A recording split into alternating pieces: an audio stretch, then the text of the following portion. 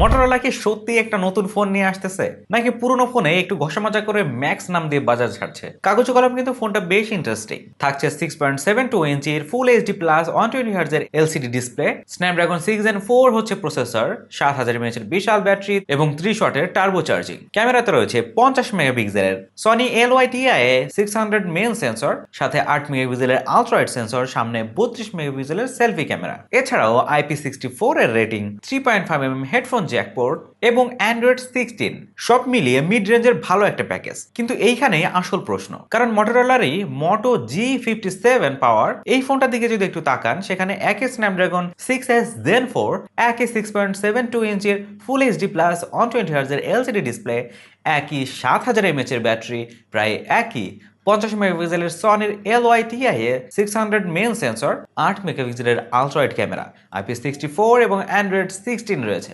অর্থাৎ দুইটা ফোনের ডিএনএ কিন্তু সম্পূর্ণ একই মনে হচ্ছে আমাদের কাছে। তবে জি ম্যাক্সে কিছু পরিবর্তনও আছে। সবচেয়ে বড় আপগ্রেড, সামনে G57 পাওয়ারের 8 মেগাপিক্সেলের সেলফি ক্যামেরার জায়গায় জি ম্যাক্সে পাচ্ছেন 32 মেগাপিক্সেল।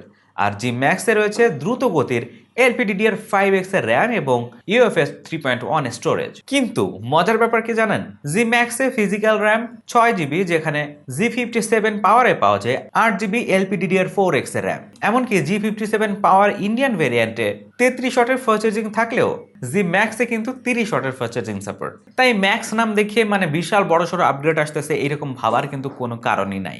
শেষ পর্যন্ত সবকিছু নির্ভর করবে কিন্তু দামের উপর ভাই। G57 পাওয়ারের কাছাকাছি দামে এলে উন্নত সেলফি ক্যামেরা, ফাস্টার র্যাম এবং UFS 3.1 এর কারণে জি ম্যাক্স ভালো ডিল হইতে পারে। কিন্তু এখন যে পরিস্থিতি, দাম যদি আরো বেশি হয়ে যায়, তখন কিন্তু প্রশ্ন থেকেই যাবে, এটা কি সত্যি মোটো জি ম্যাক্স নাকি মোটো G57 পাওয়ারের একটু সাজানো গোছানো নতুন সংস্করণ? আপনার কি মনে হয় এই ফোনটার দাম কত হইতে পারে? ডিসক্রিপশনে আপনার মতামত জানান। এখনো যারা চ্যানেলটিকে সাবস্ক্রাইব করেননি, এখনই সাবস্ক্রাইব করে রাখেন। দেখা হচ্ছে পরবর্তী ভিডিওতে। আল্লাহ হাফেজ।